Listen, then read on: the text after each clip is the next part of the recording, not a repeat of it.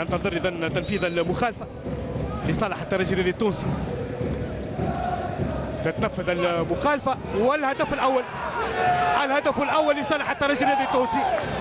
الهدف الاول عن طريق شمس الدين الذويدي بعد مخالفه دقيقه 19.